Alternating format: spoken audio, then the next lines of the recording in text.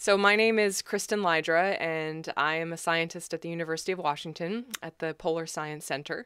My research is focused around marine mammals that live in the high Arctic, and right now I'm doing a project on narwhals in Greenland. My name is Maria Coriel Martin, and I'm an expeditionary artist, which means I've been traveling around the world painting in primarily polar and glaciated regions to help document and explore these remote regions with scientists and share the stories of the environment and the science through art.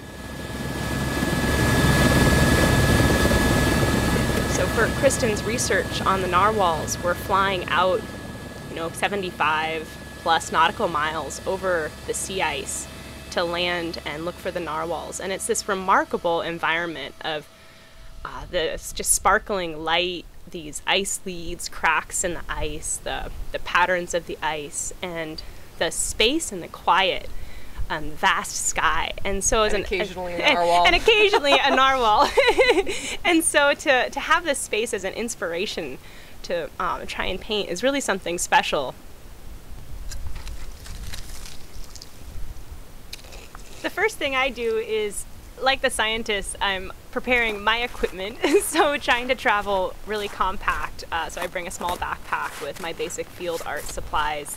And the challenges that we all face are having it be really cold. And so I think I have it a little bit easier because the electronics can be very fussy, and with my watercolors I typically just paint with vodka when I'm out there to lower the freezing temperature. So narwhals, they're probably about 16 feet long, and the males have a big tooth or tusk that comes out of their top kind of upper lip, and it's a spiral tusk that's about maybe 10 feet long. And they're deep divers, so basically when they're in the ice, what they're doing is they're diving down to depths of over 4,000 meters and feeding on flatfish that live in the bottom of Baffin Bay under the ice cover. We're really just sort of filling in the gaps about how these animals survive, what do they do in the ice, how do they find food, how do they communicate, and then trying to piece that together to be able to make better predictions about the future in terms of how sea ice loss or ecosystem change will impact them.